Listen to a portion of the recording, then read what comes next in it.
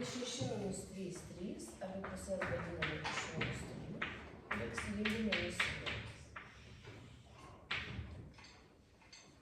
Ir paskutinis variantas, 2 ir 3 bendras vardiklis yra 6, lygti dauginame 6. Turime du dėmenis, vieną pusę ir kitoj, vieną dauginame 6, tai yra 6 pirmųjų. Ir antrą dėmenį dauginame 6 pirmųjų.